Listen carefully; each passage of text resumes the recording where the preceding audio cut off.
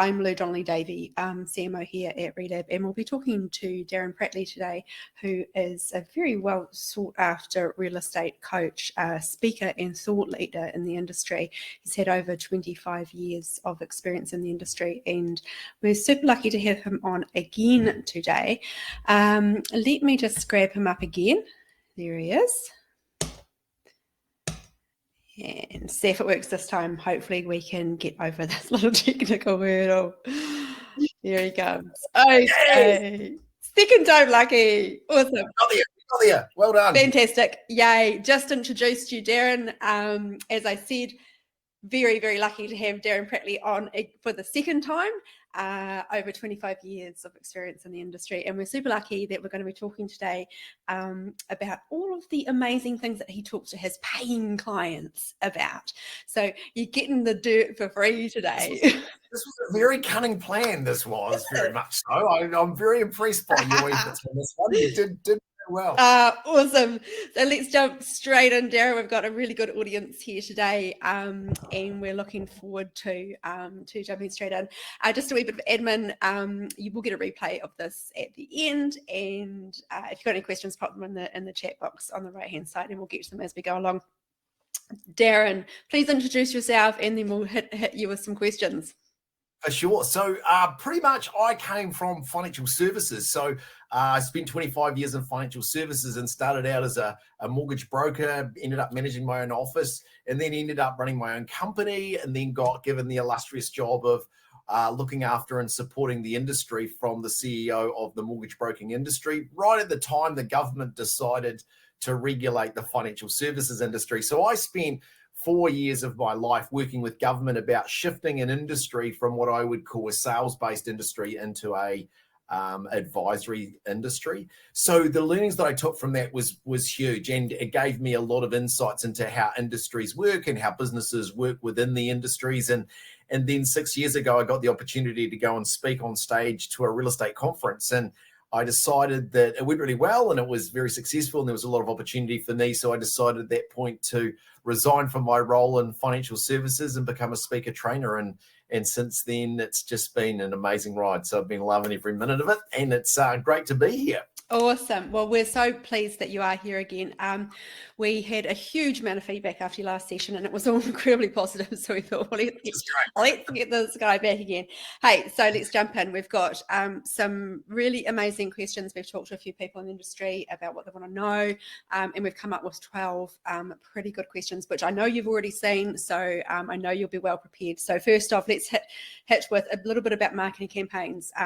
So how can real estate agents re-engage past clients who may be interested in buying or selling? So before we kickstart, there's one message I'm going to go really clear, right? In every session that I do, regardless of industry, there's one word that I put up on the screen to start, and that's the word implementation. So as we go through this program, what I've done is I've prepared key points for each of the questions. And what I'm wanting us to think about here, and as we go through this, is to make sure that you are writing down some things that you're actually going to do in your business to change the direction of it. So that's a key message for me, because there's no point spending the time listening to you and me have an amazing conversation and then not actually do anything with the content. So that's just the first point. So true. You can go to all the webinars and training that you like, but unless you actually put these things into action, So I love that. Righto. So what I've done is try to give each of these questions some key points that I want you to actually do. So that'll give you some real practical stuff that we can put in place. Love it. Okay. So for this question, the biggest and most important thing that I wanted you to think about here was when you said past clients. These are people that you've worked with, done deals with, built relationships with, and connected with. And all of a sudden, we're sitting there thinking to ourselves, we've got to re-engage with them. So I just want to put a wee alert on this one. We should never lose connection with past clients, right? Because past clients are our future business. And what we have to do is own the relationship with anyone we connect with or build a connection with. We hold that connection into the future. So I do understand, though, that a lot of agents sort of lose connection with their clients. And then all of a sudden we get to this point where they go, oh, God, I'm really nervous about making connection with them. So what I say to a lot of salespeople at this point is just suck it up, toughen up, and make the phone call. Because what I want you to do is just to ring them up and just go, hi, I hadn't talked to you for a while and I just thought I'd connect up and say good day and see how things are going. And in all my experience of doing this, every time I've got an agent to ring past clients, do you know what the clients say? Oh man, it was so nice to hear from you. Yeah. Right? Yeah, absolutely. And here we are having all these fears about what the customer's going to say, and most of that stuff is all generated in our own head, right? Yep. But actually, the ability for us just to pick up the phone and say, "G'day, how you going?" And seriously, it can be 1 year, 2 years, 3 years. I did this to one of my agents that works with me closely, and I said, "Make these calls," and they were like, "They sick stomach, and it was awful. I don't know what I'm going." And I said, "You got to suck it up, and you got to do it." And when they did the first 10 calls, they were like, "Man, this is so much easier than ringing people that don't know me as well." And they did some really great success out of it. So number one is ring them. Another one for me is always send a gift. These people have paid you $10, $20, $30, $50,000 in commission. So just to be able to keep, a box of chocolates or a bowl of wine or something that keeps you connected with them and makes them feel like they are one of your clients, for me, is really important. Cards, anniversary gifts, make sure that we're sending those out. And the other one is make sure you get face-to-face with them as much as you can. So once you've made a call with them, just say, "Hey, look, I'd love to pop around, see what you've done with the house. I'd just love to see the work you've been doing on it, and just meet up again. It'd be great, and take around a slice or some coffee beans or whatever you take." But it creates that sense that they're a customer of yours. Yeah, absolutely. And I did hear, I'm not actually sure who said this now, but, gifts like candles or things that are actually like in front of you and you Totally. reuse. I know an agent, friend of mine, he gives people, and he lives in a cold climate, he gives people window ice scrapers. And I think that's a great one, because we do get a lot of frosty windscreens here in Dunedin. And I think that's a great one, because every time you get it, you're clearing your windscreen, you're thinking, "Oh, wonder how he's getting on." So yeah, look. One of my clients actually gives away a grater, right? A cheese grater, which is really cool because they want great service. I love that. Right? And every time you're grating your Parmesan, you're thinking of your agent. Totally. Very clever. Oh, I love that. Really cool. I love that. Yeah. Hey, great tips. So let's just drill down a little bit more into that. So if you're thinking about working with clients that some of your colleagues or some of your competitors have worked with before, what are some tactics that agents can use to differentiate themselves and maybe get those clients off other agents that that they've been using maybe for many years? Yep.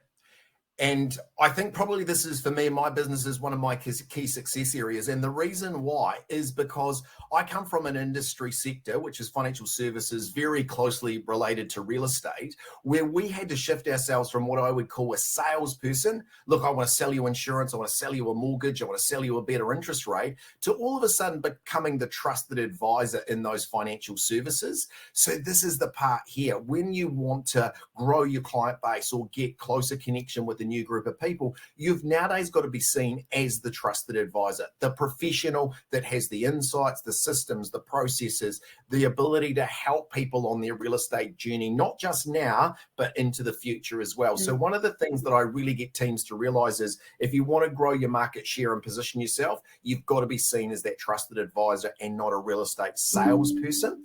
The next one for there is make sure the quality of your proposition is really high. I see this all the time, and I get to see, in some markets, I'll get to see 2 different propositions from 2 different market, participants. And what I see is sometimes the propositions that we're providing the marketplace now is not good enough. And we really have to lift the quality of what we do. So material, system, making sure we present well, making sure all of the components of our service are absolutely the best that we can be. And probably the last one for me, it's our dog, but just making sure that there is some written systems and processes, because what I'm seeing now is a lot of real estate agents are still running their businesses off actually what's right in front of them. And if we can get some better systems and processes in place, that really helps differentiate from other agencies. Yeah, absolutely. And, we do talk a lot about systems and processes here at Relab. And I think in any industry, that's what helps to differentiate you a little bit. And it's about having that sort of, refine and optimize and do again. So how do real estate agents stay up to date on the latest trends and market conditions to provide the best possible advice to their clients?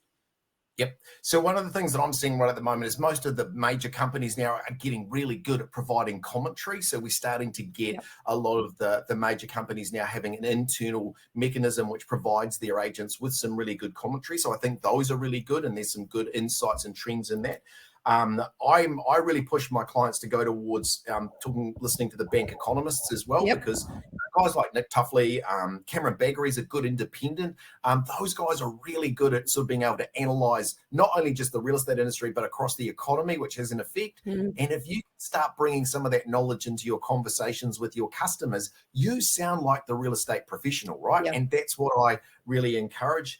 Another one is be really conscious of media commentators like Tony Alexander. He obviously is really positioned in the real estate space. He's got lots of good graphs and good insights, so he's good. And then the last one for me, the second last one is mortgage brokers. So they're a really good group of people to talk to grow your knowledge, because they see many times the customers before we do in the real estate space. Getting an idea about lending rules and what's happening there. And then the last one for me would be to use systems like Relab. Now, the reason why is because you can do so much research and actually become, you've really got some really quality insights for your local area that you have created off a platform like this. And that's why I just keep pushing people, saying you got to have these data-driven systems to give you those key insights and information to make you sound like the trusted professional. Yeah, absolutely. Look, we had Andrew Chambers on from Teller last week on it. I'm not sure if you tuned into that, but gosh, it was like so popular. It was one of our most popular webinars, which just blew me out of the water, mortgage. But it really was, he really was talking about ensuring that you can have a thoughtful and valuable conversation with your clients and your potential clients. And that is about tuning into the economists. It's about looking at those papers. It's about understanding what's happening with the Reserve Bank and what's happening in the mortgage space, because it is those people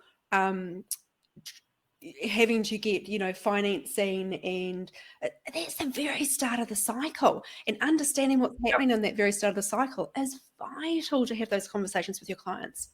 So think about this: if you were thinking about selling your house, and the commission on that's going to be $60,000 or $70,000 that you're going to pay your real estate agent, what level of knowledge would you expect for somebody who charges $60,000 to $70,000 in commission, right? You would be expecting that they know this stuff really well.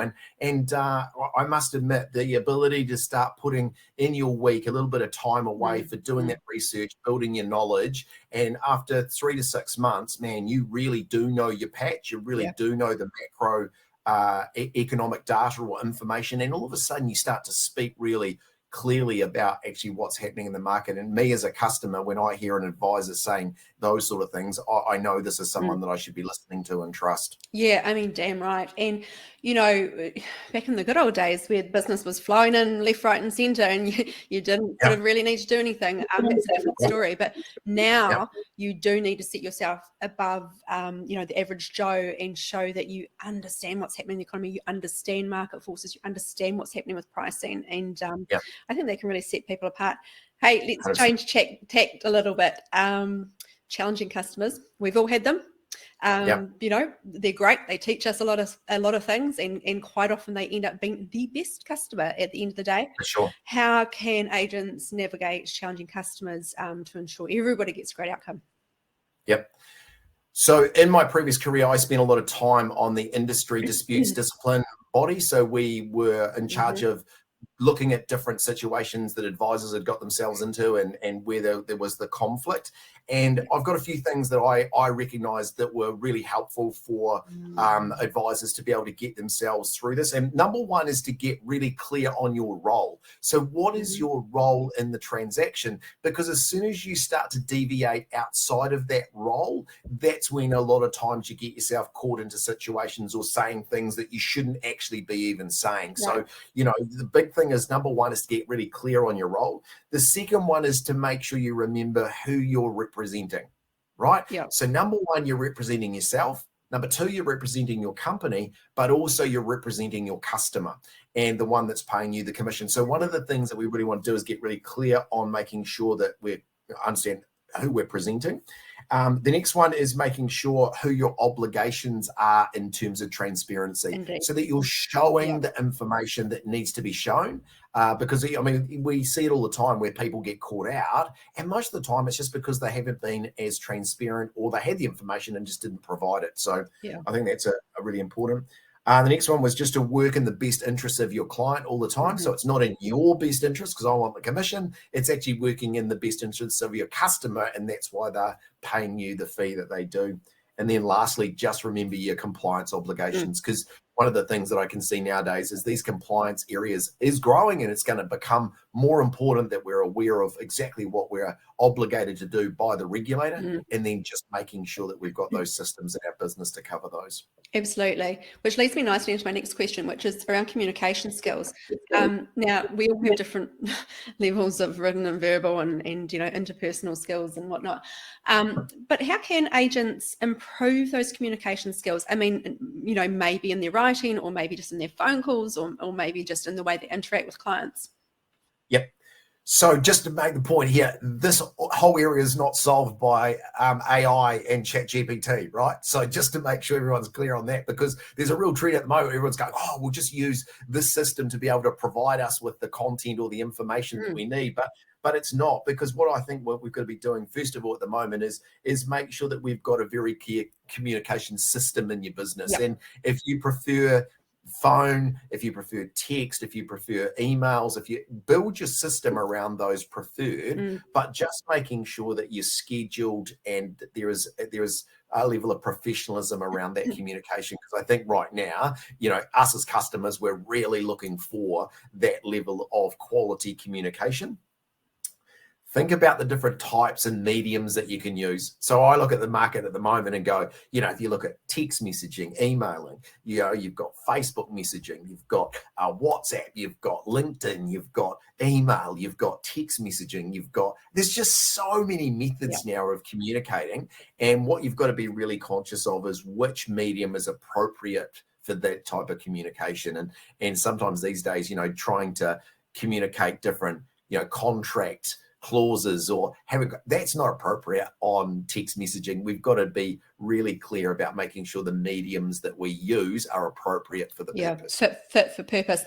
Funny that you mentioned ChatGPT. I was reading yesterday on Twitter about the lawyer that got himself in hot water. Yes, that's right. Yeah, that was crazy. Yeah, and I think, what do they call it? They call it hallucinations in AI, where AI just literally makes up stuff, and you have to be super careful that you're not having hallucinations. And I also read that they did this exercise at a university where they asked them to use ChatGPT to write all these essays, and then they the actual exercise was going through to see what was correct, and 63% had hallucinations. So you do have to be careful. I think there's a time and a place. I certainly use it for various things, but part of my process, not the whole process.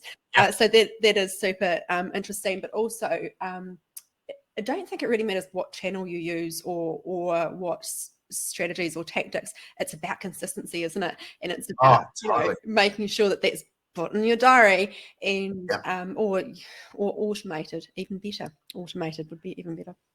So I think we all know, we've all got this in our heads now, that most of the social media platforms work on an algorithm, right? And that algorithm is built on consistency and engagement. Yeah, right. 100%. So if we don't create consistency and we don't encourage engagement, we don't get pushed to the front of the queue. Absolutely. So the ability is for us to be able to build that as part of our communication framework, and what our system is, for me, is really important. And it's not hard to put together. I mean, I'm asked to do this a lot in terms of helping agents with their comms plan. And it's just a case of going, well, who are we talking to, and what are we going to say? And then which medium is appropriate? And then how do we build consistency into that? Yeah, absolutely. And look, as a marketer, and I write a lot of marketing blogs and whatnot, that's the thing, is and it's the same with Google search. You need to be consistent to get that top ranking in the SERPs, because you'll get crawled, and then if there's no new content, you won't get crawled as frequently. But also with the algorithms, consistency is number one. So if anything, I completely agree with you. If anything, put the top of your list has to be consistent. Hey, let's talk. So we're talking social media. Let's talk about brand and getting yourself positioned as a thought leader in your industry, because nowadays people are really driving towards that sort of whole demand generation, and being positioned as that thought leader or that expert in the industry when people are ready to come to market to you. Yeah. So a couple of things. Number one that I see all the time is get a brand. As an agent, get a brand, because if you're going to be a brand in the marketplace, first of all, you've got to have a brand, and you've got to be positioned. So styling a brand, positioning a brand, understanding what the brand's going to mean to the marketplace and how you're going to position it is really important. So number one is get a brand. The second one is, if you're going to be a thought leader, that actually means you've got to think. Right? You've got to think about what's happening in the market and then provide the market with some insights. Because I see this all the time. You see some stunning agents who have got amazing insights to their local market or what's happening in the industry. And the only people that hear about it is their dog on their walk, or maybe the people in the office if you're lucky. And I say those are the insights that you've got to be communicating to your marketplace, because those are the things that really get people interested. They start to see you as someone who's professional and knows what's going on, and they can start to ask you questions that's specific to their situation. Connection, opportunity. Yeah, absolutely. Let's talk about getting more clients. How can agents improve the lead generation strategies? Yeah, well, I reckon this is a big topic, because what I've seen over the last 4 or 5 years is we had a situation where the market came to the agent. Yeah. So I saw a marketplace that was making the agent, have the activity. So one of the good examples of this is, if you came into the real estate industry in the last 4 years, you fluked your first listing, right? And you turned up at your first open home. How many other people turned up? Probably 40. How many people wanted to buy the house? 20. How many people wanted to sell theirs? Probably 5. Indeed. So next minute, your thoughts were real estate is easy, you make lots of money, and you don't have to work very hard. Yeah. Well, those 3 things are the furthest things from what real estate has ever been. You do have to work hard. You have to really work on your connection with your customers. And that's the piece. So growing your network I think is priority number one. But at the moment, the market isn't coming to you. So you've got to go to the market. So I just encourage teams to be really sort of analyze quite a lot of actually how much they're going to the market. So how many times are you connecting with people in the marketplace versus waiting for them to ring you? Yep. Again, consistency. Yep. Indeed.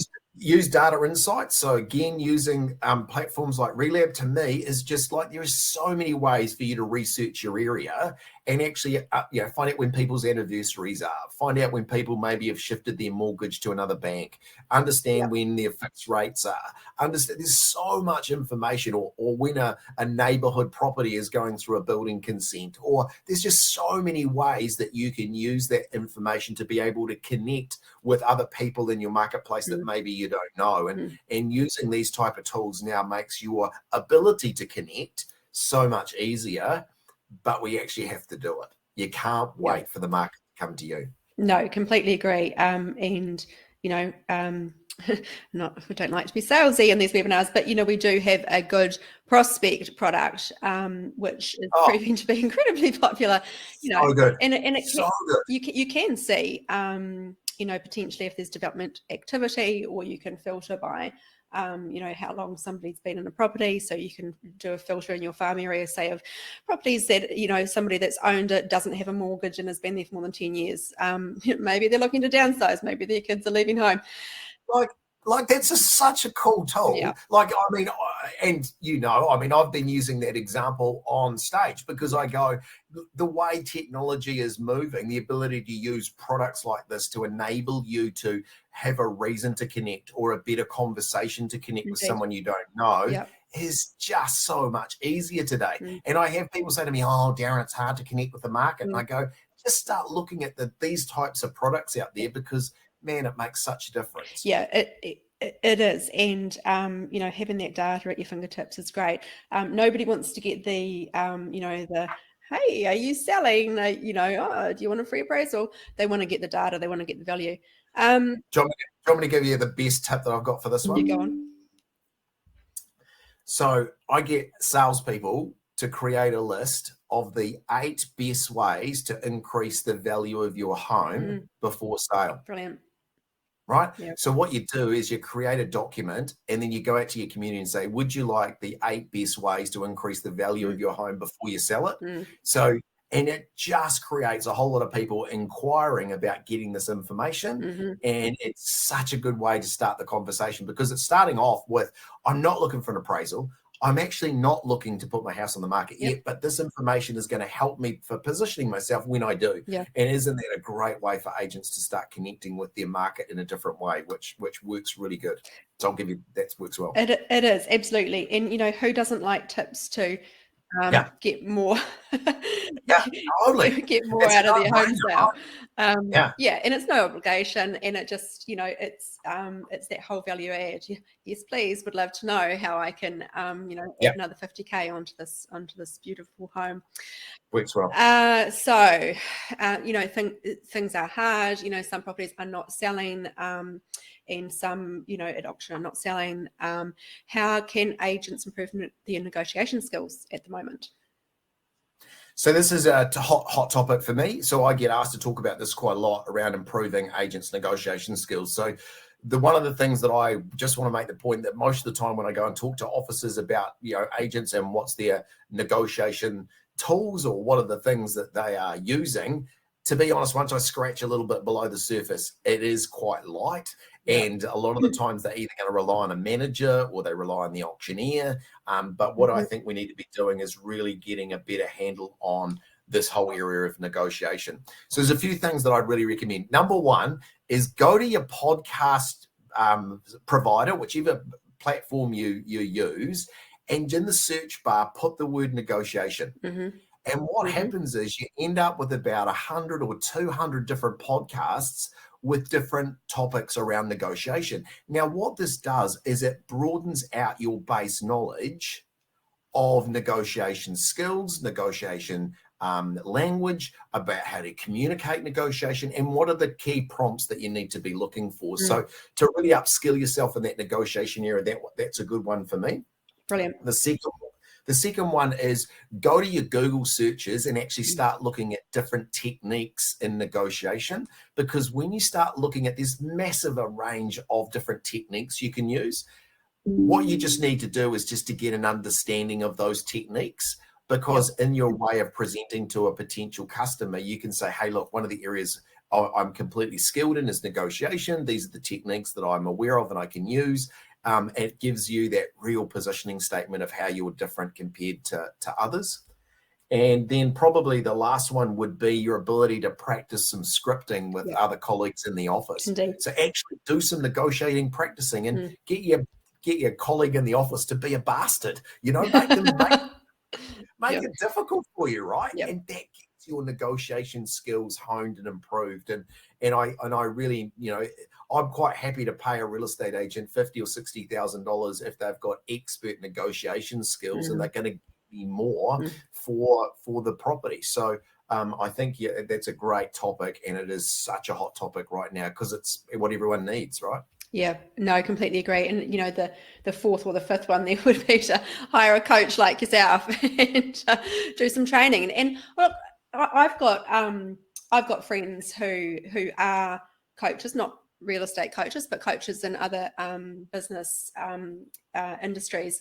And, you know, they do talk quite a bit about investing in yourself. And, you know, we've got a huge amount of people here today, you know, spending 35, 40 minutes, obviously investing in themselves. So, you know, don't be afraid to invest in yourself, would be some advice. I personally have this challenge sometimes. Like, sometimes I'll do private events or private coaching, and I'll go, look, I'm just going to pick on this particular topic and take you really down deep in this one and get you really an expert in this particular topic. And I have people going, oh, I'm not sure, Darren. Oh, how much is it? Oh, it might be $1,000, might be $2,000, right? And I go, you charge $40,000 per transaction, and you're not willing to invest yourself in maybe $1,000 or $2,000 every couple of months to be able to lift yourself to be able to get more of those types of deals. And that's the big part for me nowadays, is just realizing the difference between where you are and where you need to be. Sometimes it's just getting the help and support to do that faster. And that's it's a great point. You did right. Absolutely agree. Couldn't agree more. Let's talk about burnout and staying motivated. Super, super important for everybody. It's tough in the industry for all of us. And, I can imagine there are some agents out there who are struggling before any of these market conditions happened. So how can real estate professionals take care of themselves? So I just want to start off this by knowing that it is challenging out there and it's tough, right? It is tough. But if I'd gone back 3 years ago and said to the agents, how tough is it? Most of them would say to me, well, Darren, it's really difficult choosing which color Maserati I need to buy. Right? So this is the piece, right? It's just the cycle that we go through these challenging times, and we're starting to see some change in the market now that starts to give us some signs that maybe we're coming out of this, or leveling out anyway, put it that way. But the thing for me is that I just want most agents to understand is being in this type of industry is not a right. It's actually a privilege. Because I don't know too many industries where if you do a really good job for somebody over a 6, 8, 10, 12-week period, that you get paid $10,000 or $20,000 for the work that you do. And that's per transaction. So there's not too many industries out there that you can be involved in that can change your life and also set up your retirement to a retirement that you could never have imagined in any other industry. So I just say to people often is, yep, I know it's tough right now, but this is your chance to really develop your skill set and become the best agent for the rest of your career. I mean, I talk to people right now and they say to me, there's some of the experienced agents and they go, Darren, you know what? This market right now is just like it was in 08, when it was really GFC, tough times. And I love this market because I know exactly what I need to do to be relevant and connect with my customers and still do lots of deals. So that's just the learning that they've been through. They went through the tough time. They understood what they had to do to come out the other side of it. And maybe now is just your learning time. So you have to learn this process through this cycle. And then for the rest of your career in the industry, you will know what to do when you see these signs happening again, because we know it's going to happen again. Every 7 to 10 years, we're going to go through this period and you just got to go, right, that's how I'm going to make sure that I get myself through. So I think the big one for me is be privileged in the industry. Always give yourself a longer term vision. Some people say, oh, Darren, if I don't get a listing next week, I'm off. I'm done. Right? That's it, I'm out of here. But you go, no, actually think about it from a 7 to 10 year position and actually what your life and what your family opportunity is going to be if you become really successful in this real estate industry. So I really get people to really start becoming more determined about staying in rather than treating it as an option. And I think that for me is important. Also starting investing, being able to invest, using real estate as a way of developing an income that you can invest in other areas so that gradually when the market is tough or the real estate industry is tough, you still got income coming in from other areas. And this is a good way of doing that. And the last one for me is you've got to refresh. You've got to have some holiday time. You've got to get away from this industry sometimes to recharge your batteries. And also it's good to be refreshed, but you've also got to have good motivation development so that you're motivated to do sometimes the things that don't feel easy to do. So that would be some of the key things that I think, especially in this market. Yeah, I completely agree with you there. Let's talk referral programs. How can we get our happy clients to First one is have one. Right. So you've got to have a referral program in your business, right? And this is the piece for me. Someone said to me, it was a couple of months ago now, they said to me, hey, Darren, look, I got a referral and I sent the person out $100 dinner voucher. And I said, that's really nice. How much money did you get in the transaction? And they said 36,000. And I said, so you gave someone $100 for you to earn 36. I said, like in your business, does that not compute? Like the ability for you to invest in your referral network so they go, hey, this is really appreciative and it's something that's a bit of a wow moment for them. And they go, you know what? I've got a couple of other people that I might be able to get you as well. Thank you so much for that recognition. So it's just being able to lift the wow moment on your recognition of your referral program.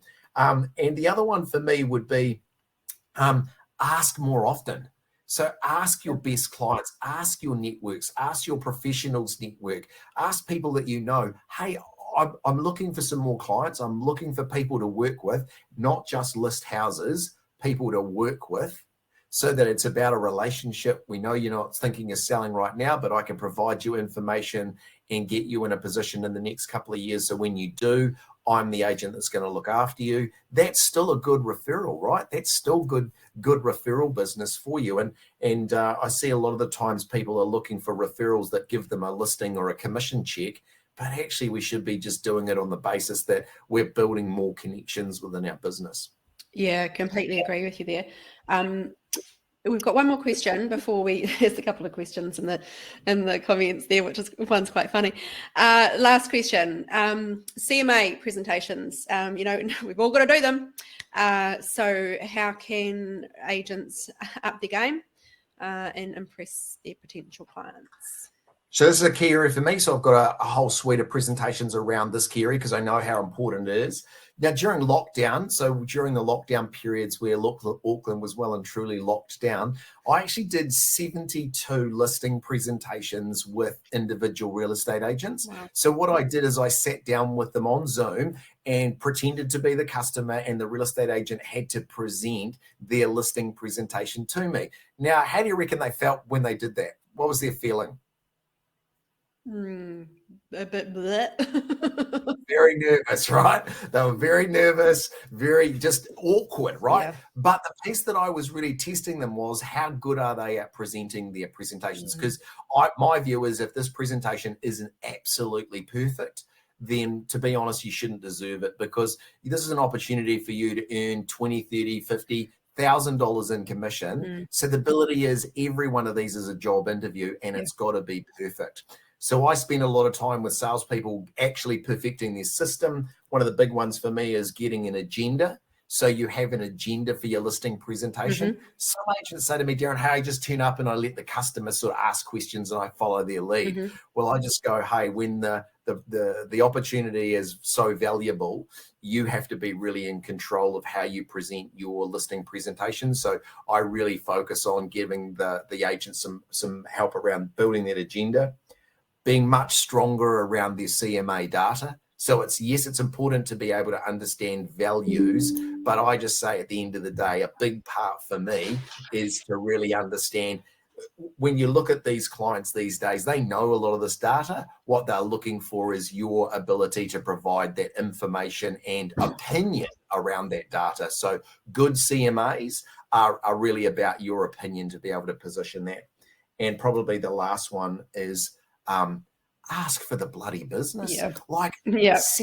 72 presentations I sat in front of, and about 10 people said at the end, Darren, I want to be the agent that you list with. Like, come on. Like, if you've done the presentation at the end of it, can you please just say, look, I want to be the agent, and I want to be the person that looks after you. Yeah. No, I love that. And it's so true, isn't it? It's the ask at the end of all of this great work that you've done. It's the ask. Oh, man. And it's just like by positioning that and, you know, and I've got 3 or 4 techniques that you can use in actually specifically positioning the close. So it makes it very difficult for a customer not to choose you. But then also, if they don't choose you, there's some ways that you can hold the relationship with the customer. So, you know, there's some really important, so you've got to build your processes here and then practice the hell out of them so that you know you're absolutely going to deliver that keynote presentation to your customer perfectly every time. Yeah, absolutely.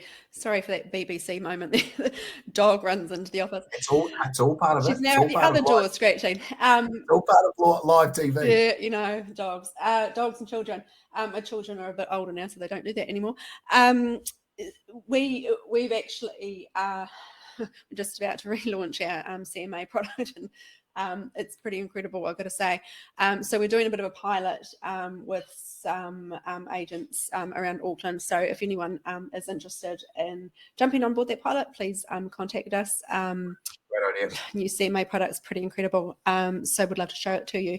Darren, I think we might do some more CMA training as well with some of our awesome customers. So I'd love to help. See how we go. We'll see if there's interest, and we'll set up some sessions for CMA. CMA product sounds good. Yeah, it is. It's really good. Our developers have been really, really hard at work. Yes, Marie, absolutely. If you're interested, please pop us an email. I'll pop that in the email that goes out to you straight after this replay as to what to do. Darren, are you happy to share the 8 best ways? And I think that was about getting a better price for your house. Yeah. So, and to be honest, there isn't a set list, right? So just remember here, this is using your expertise as an agent. So all I'm asking you to do, and I do this in an office, right? I won't give them a list. I'll give them numbers 1 to 8 down the left-hand side of the page and give it to the audience and go, so if you were thinking about selling your house as a professional real estate agent, what are the things that you would recommend that they do to improve the value of your home, right? Number 1 is declutter. Right. Well, we don't call it decluttering. We call it pre-packing. Right. So we're going to pre-pack. So we create some key spaces that we need to have.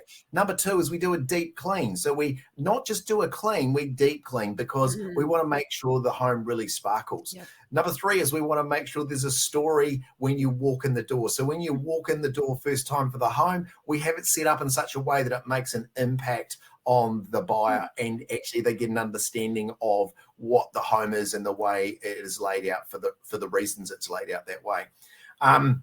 Another one would be do a landscape clean or a landscape tidy.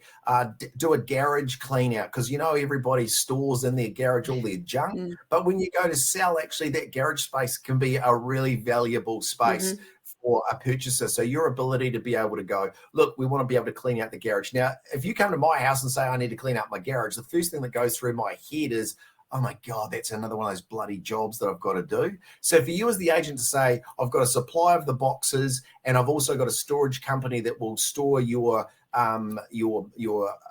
goods for a period of time, so it might be 2 months or 3 months at a discounted rate, the customer goes, you know what, this makes it so much easier for me to be able to. I love that. Yeah, making it easier for them, not just telling them, but also saying, hey, with this step here, here's 3 landscape gardeners that I recommend in your area. Here's 3 guys that can trim your hedge within the next week. Love that.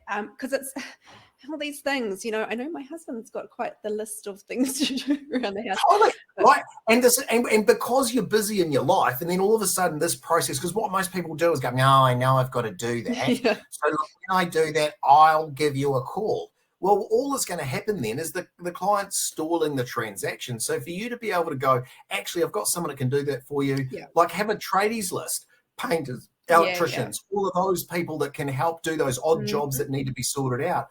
All of a sudden you become the trusted expert in getting this property ready for. And I know everybody on here will be able to think about lots of other tips. And the reason why I don't have a designed list is because there's so many of them. Yeah. Like just go on Google, just go and ChatGPT. I mean, someone said that. Go in there, it'll give you a whole lot of suggestions. You take the ones that are appropriate to you. And man, your power as a professional trusted advisor goes up easily.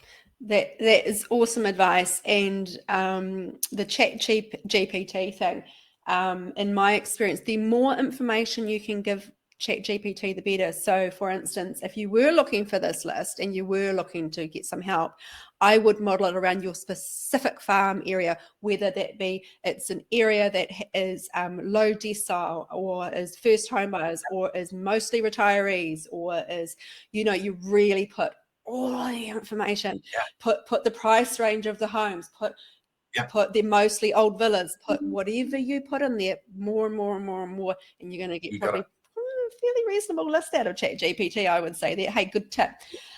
And that's the piece, right? Makes it easy. It is. Gosh, that was a marathon, Darren, but so much good stuff in there. I'm going to take a lot of this stuff and use it as micro content across our socials for the next few months. So thank you for that. But also we are going to, a replay will go out to you, and please, I'll put in that replay email who to contact. I think it'll probably be Jake, one of our enterprise sales executives who can help with a demo or help get you set up on the pilot. Thank you, Darren. We'll probably get you back again. Yes. Can I just add one thing on? So my website is www.darrenpratley.com. And in my website, up in the top corner is the list of the breakdown or table of the contents. In there is a thing called shop, and in there's a thing called free stuff. So what I do is, when I work with customers all the time, if I come up with content or I build my own IP, sometimes what I do is I put that free content up on the website, right? Yeah, love it. And the reason why that I do that is it gives people a chance to go and get some easy stuff to be able to improve the quality of their business. So I just want to let everyone know, if you want to go to my website, have a look at that free area. You can download all of those PDFs, and it's a really great way of stepping up your business and moving yourself forward a bit quicker. So just want to offer that as an opportunity. Brilliant. I'll put your website in the email as well, and any other contact details we can think of. Thank you so much for coming on board again, and we will definitely have you back again. Have a great weekend, everybody. Long weekend, King's birthday. Enjoy it. See you later. Have a good weekend, everyone. Okay. Take care. Take care. Bye.